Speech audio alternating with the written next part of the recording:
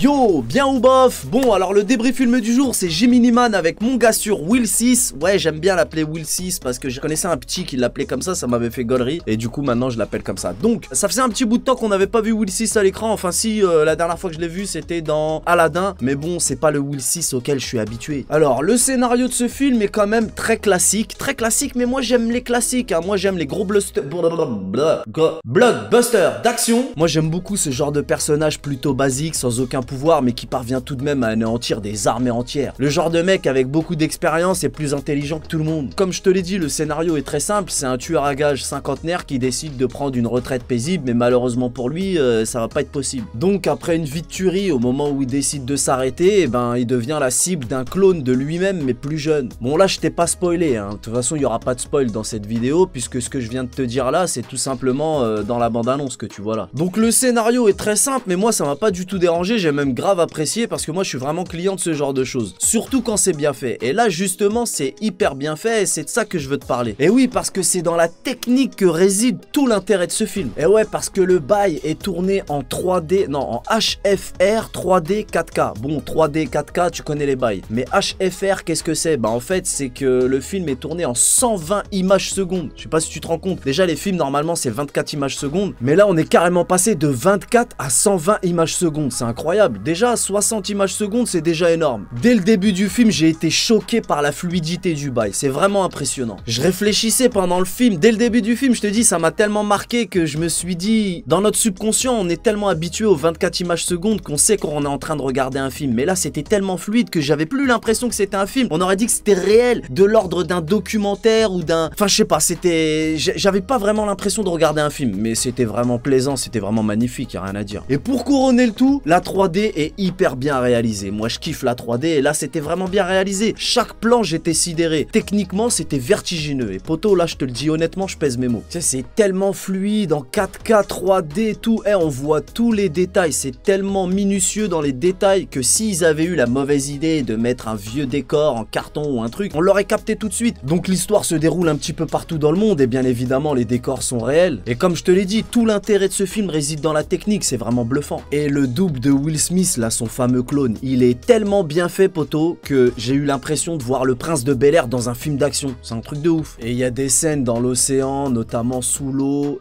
avec la fluidité du 120 images secondes, c'est incroyable quand tu vois l'eau bouger et tout. Enfin, ça donne vraiment des très très belles images. Quant à la prestation de Will 6, elle est tout simplement impeccable. Il a toujours autant de charisme et il a absolument rien perdu de son talent. Et il a toujours cette petite touche d'humour qu'on apprécie chez lui. Et il y a une scène d'action dans le film en bécane de crosse, franchement, c'est impressionnant de ouf. La manière dont c'est tourné, je te dis, j'ai l'impression vraiment d'avoir découvert un nouveau délire dans le cinéma, c'est une nouvelle expérience. La manière dont c'est tourné, là, en 120 images secondes, c'est bluffant de malade. Et bien évidemment, c'est hyper bien chorégraphié, les scènes d'action sont juste impeccables. Le seul petit point négatif, c'est qu'à certains moments, les chorégraphies sont tellement complexes et irréelles qu'on se rend compte à certains moments que c'est de l'animation 3D. Mais en même temps, quand t'atteins un tel niveau de fluidité en 120 images secondes, 3D 4K, forcément tu vois les défauts. Et comme je t'ai dit, le visage du clone de Will Smith rajeuni, il est vraiment incroyable, c'est super bien fait. Mais à la fin du film, il y a juste une scène où quand il sourit, c'est un peu cramé. C'est le seul moment où j'ai dit, ah,